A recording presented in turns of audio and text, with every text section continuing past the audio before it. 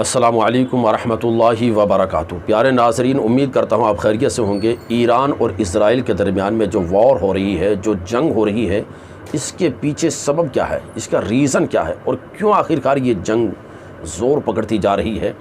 तो इन मोहतरमा साहिबा का ये वीडियो आपको 2 मिनट का वीडियो है, ज़रूर देखना चाहिए, जिससे असल कहानी आपको पता चलेगी कि इन्होंने अमेरिका, बरतानिया, फ़्रांस, जर्मनी और इसी तरह से इज़राइल, इन सब की पोल खोल के रख दी है कि ईरान पर ये बेला वजह की जो जंग मुसल्लत की गई है, इसके पीछे का कारण क्या है और इसका सबब क्या है।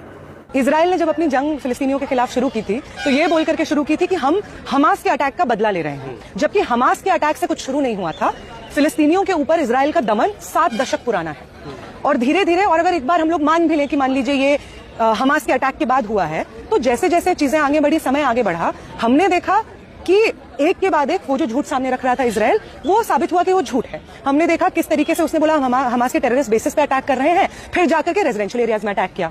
उन रेजिडेंशियल एरियाज से लोगों को खदेड़ करके रेफ्यूजी कैंप्स भेज दिया गया। रेफ्यूजी कैंप्स जब जनता पहुंची तो उन रेफ्यूजी कैंप्स को बॉम्ब किया गया। उन रेफ्यूजी कैंप्स में जो लोग घायल हुए, जब वो एम्बुलेंसेज में बैठ करके अस्पताल जा रहे थे, उन एम्बुलेंसेज को बॉम्ब किया गया। जब वो अस्पताल पहुंचे तो वहां पे जो पेशेंट्स है वो जिंदा जल गए और उन डॉक्टर्स को टारगेट किया गया ताकि कोई भी वहां पे जो घायल लोग हैं उनको ट्रीट ना कर पाए, तो उन डॉक्टरों को भी मारा गया। हमने देखा कि गाजा में आज के समय पे कोई स्कूल बच्चे ही नहीं है, उन स्कूलों को बॉम्ब किया गया। तो किस तरीके का ये बदला है कि आम जनता पे, स्कूल के बच्चों को, म्यूजियम्स में, यूनिवर्सिटीज को, हॉस्पिटल्स को आप बॉम्ब कर रहे हैं। तो साफ सीधी बात है कि इजराइल जो मासूमियत का ढोंग रचता है वो सिर्फ एक ढोंग है, वो एक झूठ है।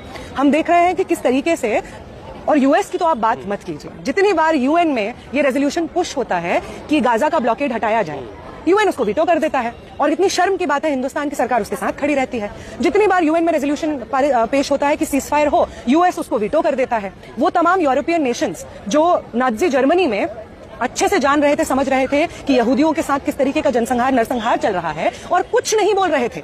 वो जो नरसंहार हुआ है जर्मनी में, वो सिर्फ नाज़ी जर्मनी और हिटलर के ऊपर नहीं है, वो तमाम यूरोपियन नेशंस के ऊपर है जो जान रहे थे कि कंसंट्रेशन कैंप्स एस्टैब्लिश किए जा रहे हैं, गैस चेंबर्स एस्टैब्लिश किए जा रहे हैं, और वो इस नरसंहार को होते हुए देख रहे थे। और आज वही देश हम देख रहे हैं फिर से फिलिस्तीनियों के साथ जो नरसंहार हो रहा है, उस वक्त चुप बैठे हुए हैं। तो वो यूरोपियन देश जो इस वक्त फिलिस्तीनियों के साथ खुद को खड़ा नहीं पाते हैं, उन देशों का नाज़ी जर्मनी का झूठ को एक्सपोज हो जाने के बाद दुहाई देने का कोई मतलब नहीं बनता है, इस प्रण का कोई मतलब नहीं बनता है कि फिर हम इस दुनिया में ऐसा नहीं होने देंगे अगर आज वो फिलिस्तीन की जनता के साथ नहीं खड़े होते। पर अमेरिका अगर ये दरअसल दुश्मनों की चाल है कि मुस्लिम कंट्रीज़ को एक एक करके टारगेट किया जा रहा है और एक एक को तबाह बर्बाद किया जा रहा है और वहाँ के ज़ख़ीरों पर ख़ुद कब्ज़ा किया जा रहा है। इससे पहले आप देख लें कि सद्दाम हुसैन का क्या हशर किया और इराक़ को बिल्कुल बर्बाद करके रख दिया, वहाँ पर अपनी कठपुतली सरकार बिठा दी।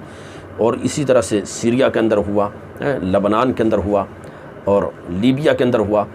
एक एक करके सबको टारगेट किया जा रहा है कि किसी भी तरह से कोई मुस्लिम कंट्री उभर ना पाए और कोई हमारी आंखों में आंखें डाल के बात करने वाला ना हो।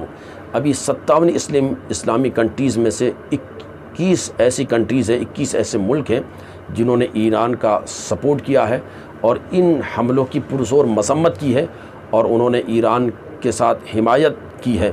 57 के 57 मुस्लिम कंट्रीज़ को चाहिए कि सब एक ज़बान होकर ईरान के सपोर्ट में खड़े हो और ये कहें कि जो भी जुल्म ज़्यादती हो रही है, मिडिल ईस्ट को जो आग में झोंका जा रहा है, यह हम बिल्कुल भी कतन बर्दाश्त नहीं करेंगे। और अगर ऐसा नहीं होता है तो फिर हम सब के सब मुकाबला करने के लिए तैयार हैं।